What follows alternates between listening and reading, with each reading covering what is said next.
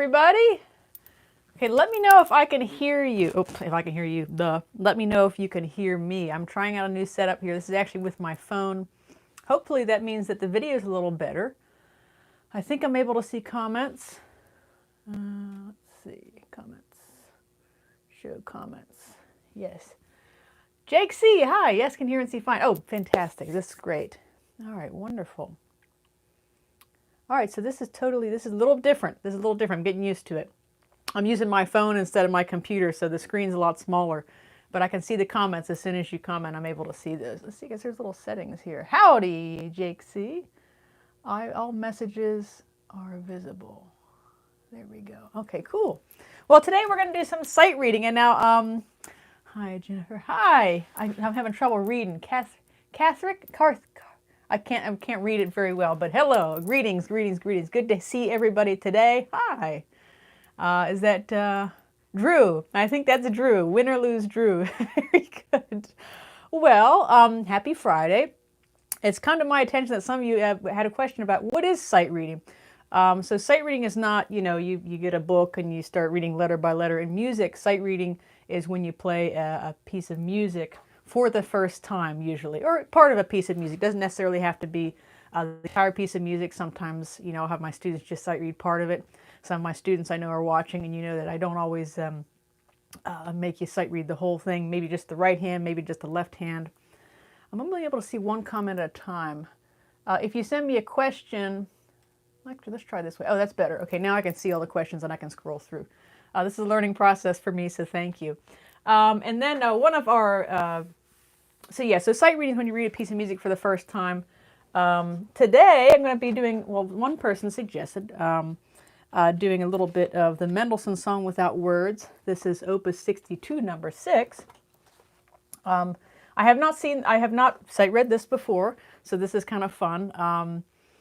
I'm thinking maybe at a certain point I'll do a little video on how to sight read. I might talk a little bit about it. For example, with this piece, I'm looking through it. It doesn't look too bad. I see there's lots of jumps in the left hand.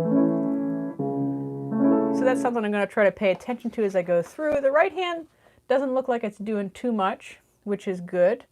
It looks like it's 4 pages, so we're just going to go ahead and give it a shot. Okay, so this is, if you want to follow along, this is Mendelssohn's Song Without Words. I believe it has a connotation with springtime. Opus 62, number 6. Here we go.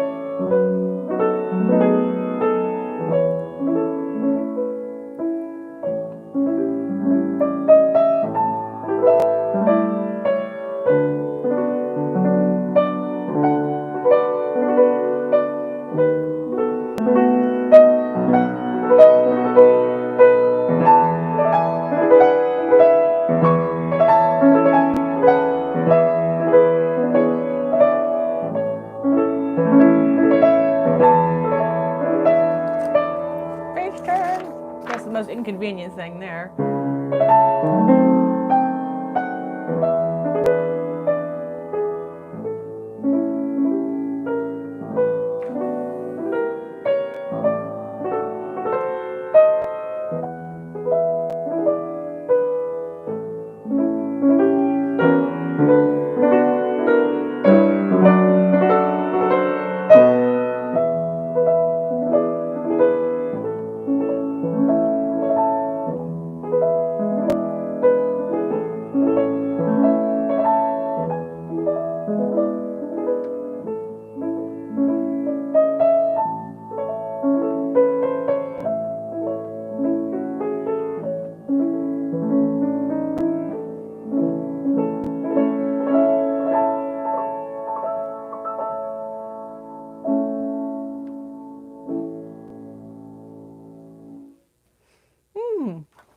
Good stuff.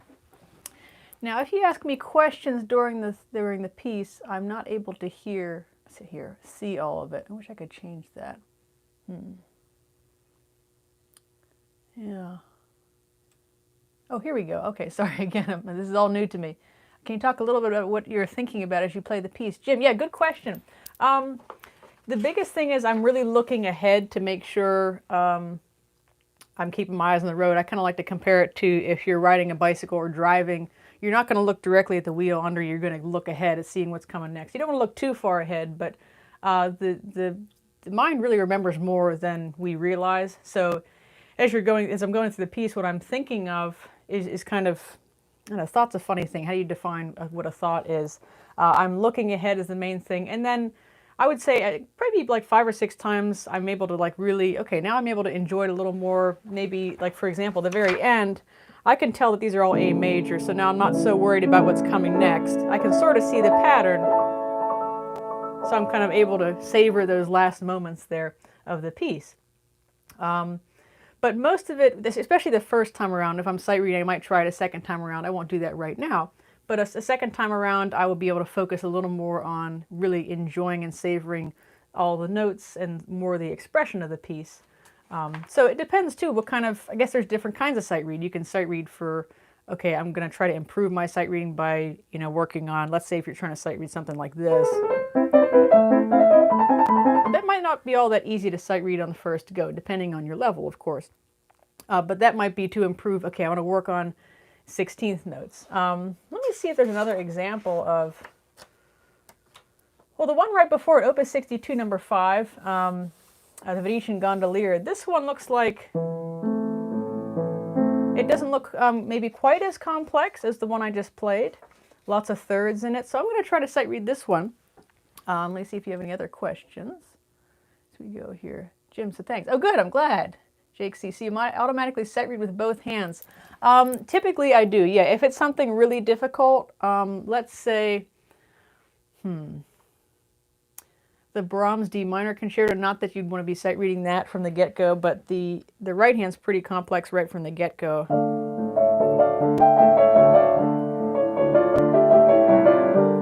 And so I might just focus on getting that to be comfortable. Let me see if I can get my hands more in the way here. A little bit better. So yeah, so there's different types of sight reading too. But I'm going to take a look at this one, Opus 62, number 5. I think I might have sight read this a while ago, maybe for a student or something, but it doesn't look very familiar to me. So let's see. I'm going to look at a few things. Again, left hand's not too complex. We have this sort of rolling motion, that's good. I see something complicated on the second page where we have little counterpoint in the right hand. Okay, now I'm not quite as concerned. I know that if you're looking at the score, this is in measure 35. I'm noticing that there's just alternate E's, so it's really not that bad. There's some build up to a big crescendo. The end looks a little tricky, so I might slow down a little bit towards the end. I also want to make sure I choose a tempo that's not too crazy. I don't want to go, I want to give myself enough time to look ahead and enjoy it to a certain extent. Let's see what we come up with.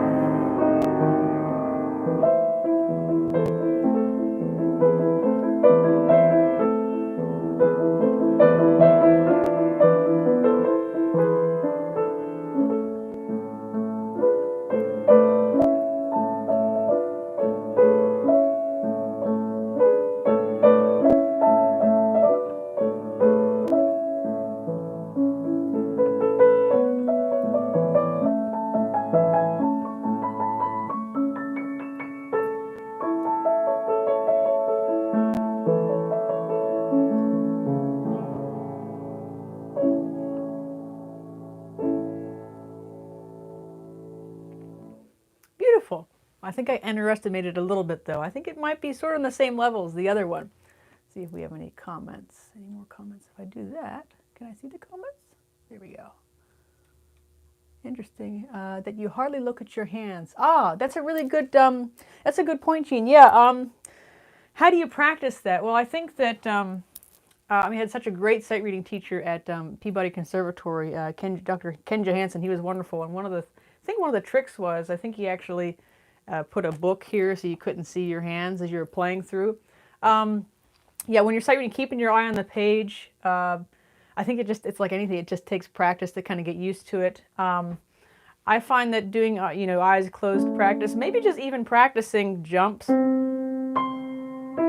with your eyes closed, and then if you feel comfortable that you're not going to cheat and look down, you can look up. But remember though, there's also kind of peripheral vision. I can see what's going on a little bit. And you can actually try an exercise. If you're, let's say, maybe don't look at the screen right now. Let's look at something else. I'm looking at my microphone that's sitting there. Not this microphone. I have my lavalier microphone. A different microphone. Let's say I'm focusing on that microphone. But then I can also sort of see that I'm live streaming over here. I can see that the keyboard's here, and I can see my hands. So there is some vision that you have. So it's just a matter of practicing in that. What are you focusing in on? So that would be one way you can practice. And doing that, even if, let's say, you're sight reading something for one of your students, maybe, I'm sure it's a piece you probably already know, but it could be one of the little favorite pieces, and you're just focusing on looking at the page. Let's see the little Looking Glass River. I remember that one.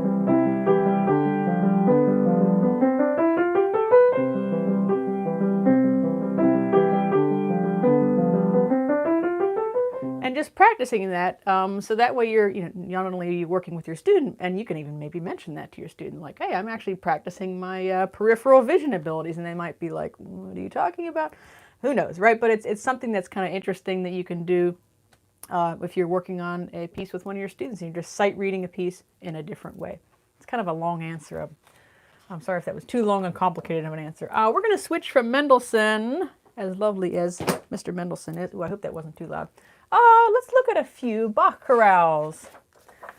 And these are in keyboard. We call that keyboard position because both hands, right hand plays soprano, alto, left hand plays tenor and bass. If you want to make it more complicated, which we did have to do at Peabody, we had to learn how to read all these clefs. Fun! Yes. Do you encourage all of your students to begin sight reading early on?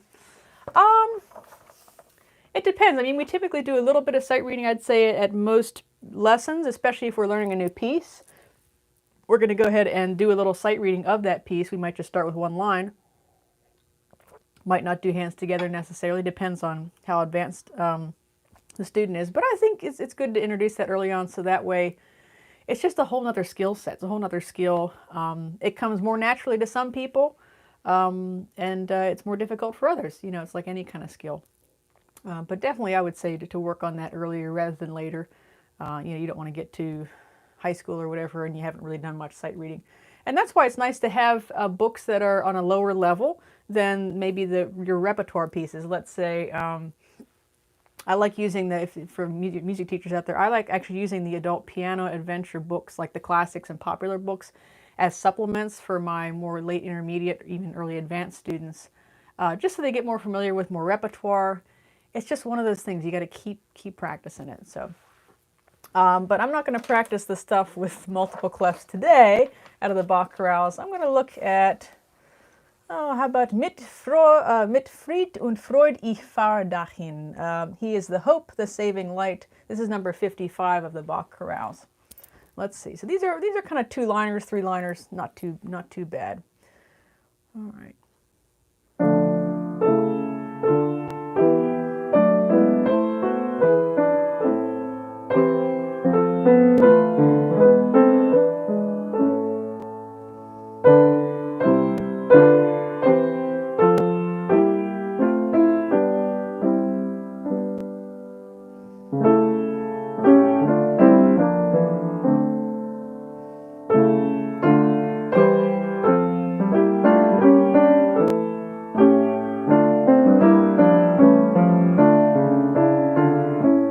going to repeat that one.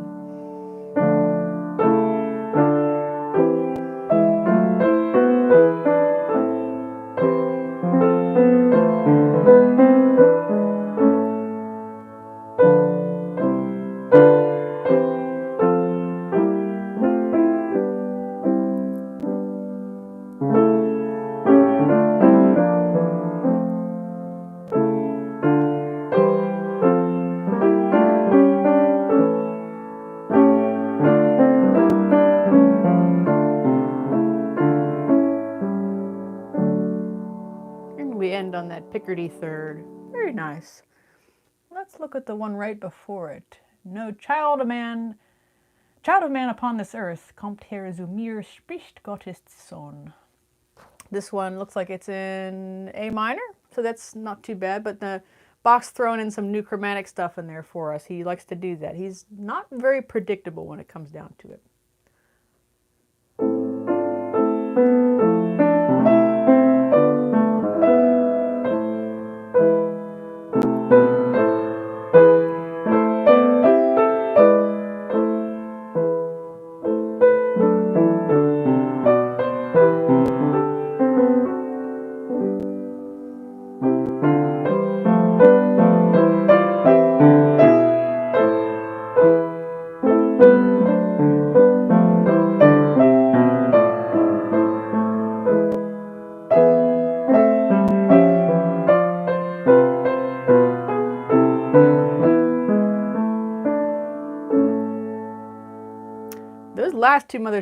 Those last two measures really tripped me up a little bit. So sometimes with the chorales, it goes outside of the octave. It goes outside to like a tenth. So in the left hand we have. So that was something I should have looked for beforehand. Any questions we're going through here? Oops. Keep pressing the wrong thing. There we go. Did your teacher start early with you then? Yes, yeah, actually I would say both my teachers, my two main teachers really encouraged me to do sight reading. Yeah, I think I even had special sight reading books in one case. Gene, I'm glad you liked that tip, very good. I keep leaning my phone over. There we go. All right, we'll just do maybe a few more. Let's move on from Bach, but I highly suggest, as I said in one of my other videos, Bach chorales are fantastic. Because they're set up to a different way. It's not just like harmony and melody, right? So that's something that you can also practice. And that can be really helpful if you play for churches or anything like that. They're going to give you hymnals that have 4 parts. So you're going to be expected to sight read stuff like that. So if you're looking for a church job or something, when you interview for those, you're probably going to get asked to sight read some chorales. Fun tip out there. See that? You get free tips on this channel. How cool is that? Oh, I like these Chopin mazurkas. Chopin mazurkas are a lot of fun to sight read. They have some more complex rhythms, so you got to be on the lookout for that kind of thing. You might not want to choose one of the faster ones. If you do a faster one, just choose a slower tempo. You can still enjoy the harmonies. Let's see. Opus 24, number 1. Let's take a look at this. It's a 2-pager. It's in G minor. Now, so you can tell I haven't been sight reading this because the book won't stay open. See? All right, Opus 24, number 1 in G minor. Let's take a look through. See a lot of triplets. I see this kind of mazurka rhythm. Yum, da da da, yum, ba ba ba. A mazurka often has a 8th note, 16th rest, and 16th note. So yum, ba ba, yum, ba ba. Mazurka is a Polish dance. I hope all my students out there listening, if I quiz you this week, I hope you remember mazurka is a Polish dance. Let's see, lots of thirds on the second page. I don't see anything too crazy, but there are some jumps. There's some clef changes, always good to look out for those. Let's give it a try. This is lento, so it's quite slow. And it says rubato, which is nice, so I get to take my time with it. Fun fact, rubato comes from, I think, the Italian word rubare. You can correct me if I'm wrong on that, but it comes from the Italian word to steal. So stealing time, which is kind of interesting. All right, enough chit-chat. Here we go.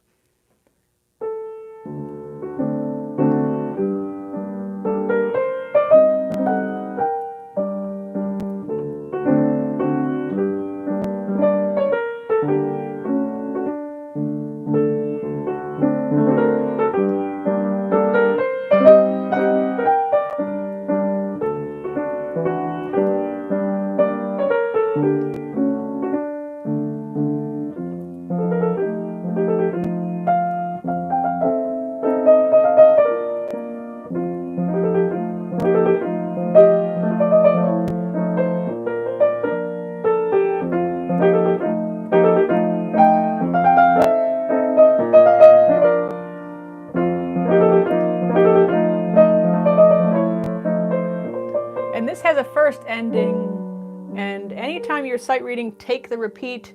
It's a second chance. Who doesn't love a good second chance?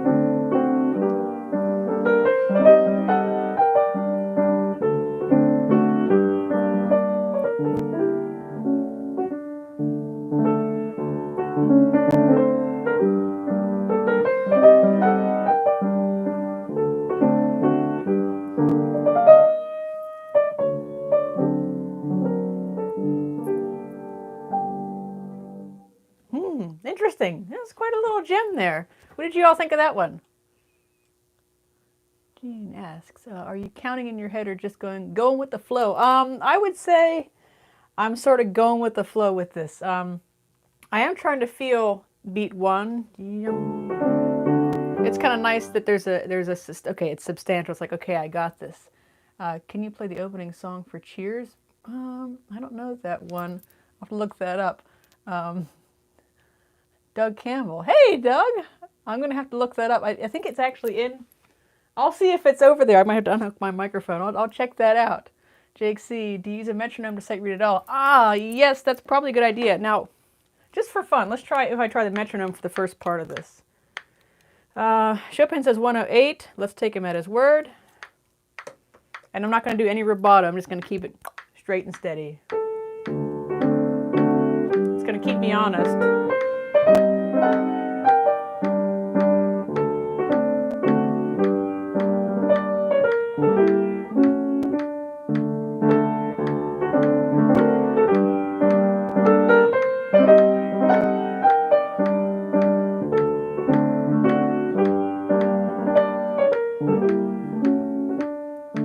Okay, I want to check one chord here. I'm going to check that chord. That sounds a little wacky to me, but maybe that's right. I'll have to check with the Chopin expert himself, Mr. Brian Gans, who was my fantastic teacher at college. So yeah, it's good to use the metronome. Keeps you honest, for sure. Love you too, Doug Campbell. As you can probably imagine, that's someone that's related to me. All right, let's see. Let's choose one more mazurka. I see one that I've already played before. I don't want to cheat. This got to be something I haven't really sight read before. Let's see. Let's pick one that's in a major key. Ooh, vivace. I don't think I want to do one that's vivace.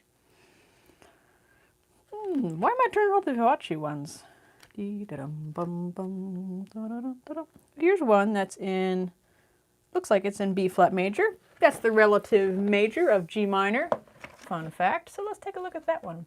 It says vivo e risoluto. I'm not going to be doing this vivo e risoluto. Maybe I'll do it andante e risoluto. So andante, walking speed. Yeah, vivace. That's right, Jake C. Woo!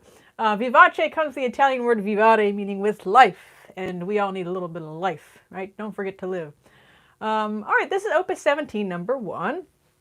Let's see. I'm going to look out for any tricky stuff. We have a lot of ornaments, so a lot of these squiggly things, which is a lot of fun to play those. And then looks like the left hand's doing a lot of cha-cha. That waltz pattern. All right, let's give it a try. This one's making me a little nervous. I have to be honest. I'm not used to people watching me sight read, so let's see.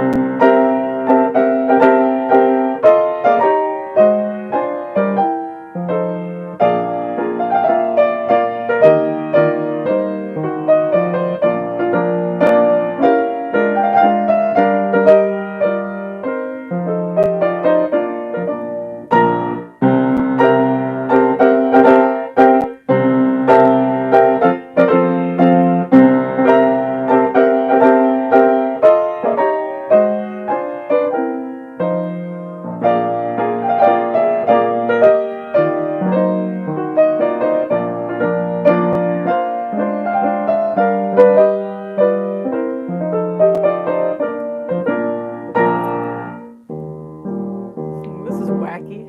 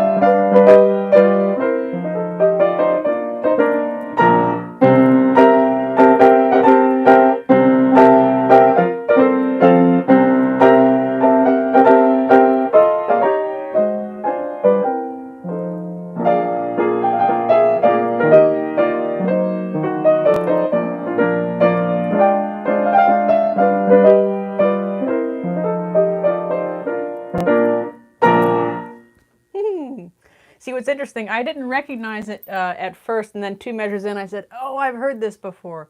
It's a very unusual mazurka. I think Brian Ganz has got a really nice recording of it on YouTube, if you can check that out. I hope he does. I heard him play it live, and it was just awesome. Just chock full of all kinds of interesting things. This last part here is really goofy. Now, I think Jim was saying, brava, thank you. Bravo to Chopin. I lost my train of thought. Lovely. What was I going to say? Oh yeah, Jim was saying, what are you thinking when you were playing? I literally was thinking, this is weird, as I played through it. So sometimes things do cross my mind, like, what is the composer thinking? A few times I would say that I was thinking to myself, oh, this is going well. Word to the wise, when you're sight reading, don't try to congratulate yourself, because then you have like 2 measures later, you really screw something up. So, that's probably a good thing. Keep looking ahead. Don't congratulate yourself. It's like that famous. I had, if let's say you're finishing up a performance that was like an hour and a half long, and then like right before the last coda, you're like, oh yeah, I got this. I knocked this out of the park, and then something goes really wrong in the coda. That doesn't work, especially at piano competitions, so it's best to keep your eyes on the road. Yeah, keep your eye on the prize. Well, this was a lot of fun, everybody. I hope that you enjoyed. I promise I'll have the opening song for Cheers next time. I can picture the front cover of the Cheers book that I have. It's going to take me a while to look through all that stuff there.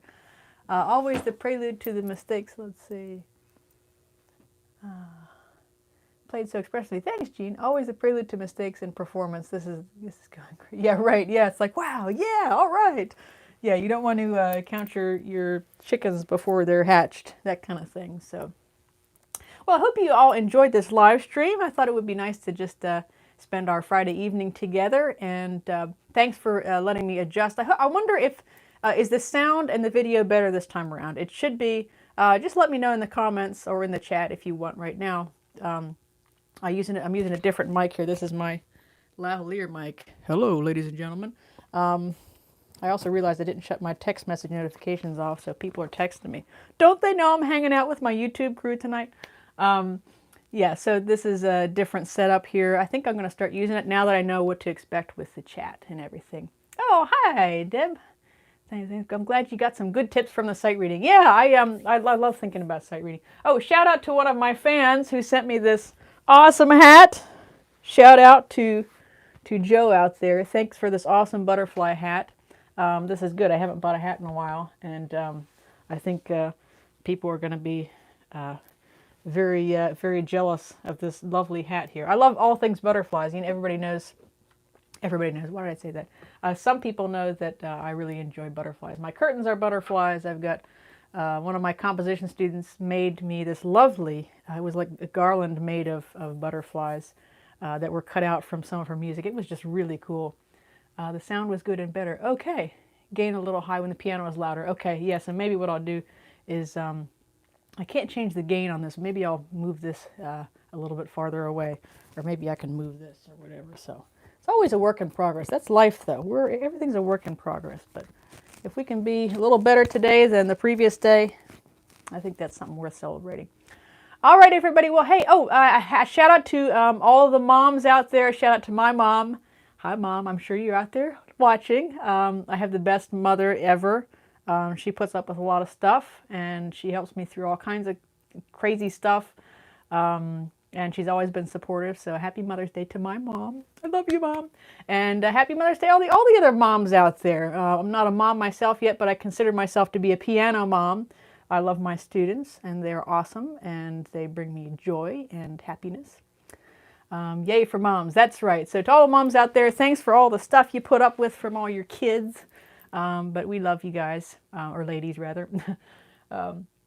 So have a happy Mother's Day weekend, and I will hope to see you. Maybe I'll do another live stream next Friday. I'm thinking about trying to make them, maybe every other week, and we'll do different stuff. We'll sight read. Maybe we'll look at a little bit more sight reading tips. If you have suggestions, what kind of live streams do you want to see? Let me know in the comments below. And if you like this stuff, remember be sure to like, share, subscribe, all that good stuff. So. All right, everybody, have a great weekend. Now the question is, will I be able to figure this out? Hi, Rachel. I like the smile and the thumbs up. Yay. Let's see if I can do this. Do you want to stop streaming? Yes. All right.